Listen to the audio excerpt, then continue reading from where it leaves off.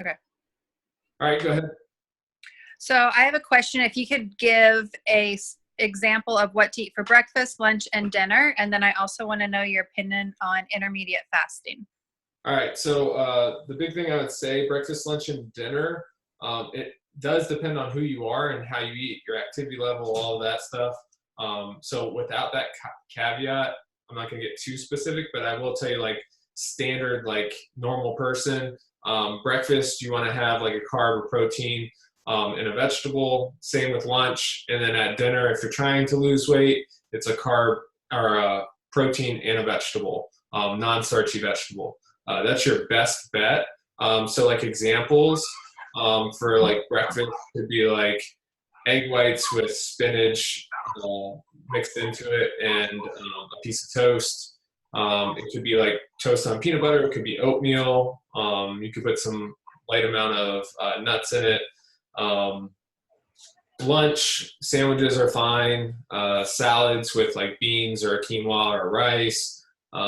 Pretty much like just think of it as like you're plugging in a carb, you're plugging in a protein, and you're plugging in a non-starchy vegetable. If you do a starchy vegetable, then that counts as your carb. So then you put in a non-starchy vegetable with that protein and starchy vegetable, which is your carb. Does that make sense? So like corn is a starchy vegetable, like a sweet potato, any kind of like squash, zucchini, things of that nature. That's what you're looking at. Now with, does that answer your question? Yes. Okay. So with intermittent fasting, you gotta be careful with some of that stuff. So again, I would definitely say 100% specific to the person because it has to do with hormonal levels. With intermittent fasting, it does work for some people because it says like, hey, I'm only eating this amount of food in this window.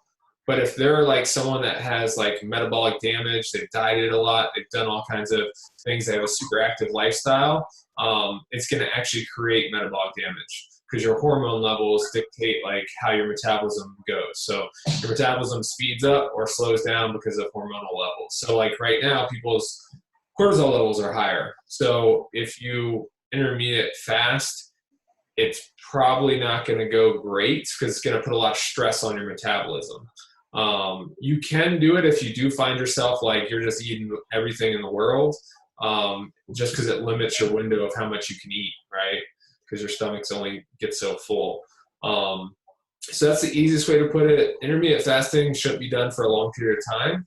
If you do, it's like any other diet. You're going to do it for, and I'm talking about, let me clarify. So intermittent fasting, there's different kinds. So intermittent fasting could be like, hey, I eat every 2 to 4 hours. The intermittent fasting I think you're talking about is like I don't eat for like 12 hours or 16 hours, and Right. then I eat for the other 8 hours, and then I sleep or whatever 12 hours. Right. So Yes. it's like a huge chunk of time. With that, again, the whole reason why it works is because it limits the amount of food you can eat in a period of time. So you just eat lower calorie because we're never going to get away from like energy in, energy out. It's never going. That's how we lose and gain weight. So people do intermittent fasting because they can't control the amount of food they eat, if that makes sense. Well, now, I wasn't thinking of it so much as I need to control it as, there's so much hype out there. It's beneficial. It's healthy. I mean, there's no way to know what's good and what's not. But yes, I am talking about intermediate fasting as like not eating after 3, or the flip side of that, not eating breakfast. Yeah. So again, I'd be very wary about it just because of the psychological aspect of it. Number one, people tend to only go in one direction, and when they do it, you can't intermittent fast forever.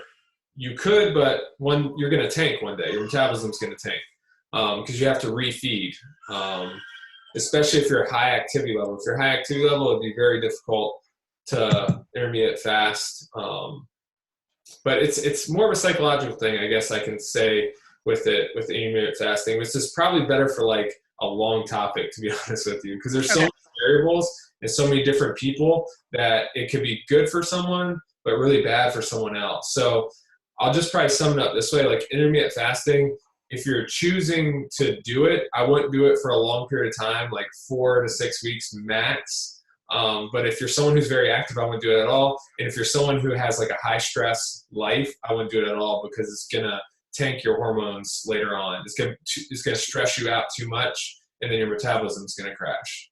All right. So that's how I'll kind of end that one. I mean, it's such more in depth than that because there's the psychological aspect, there's the hormonal aspect, and then there's like the calories in and out aspect of that. So I know this went into like a total rabbit hole, but it's pretty in depth kind of talking point.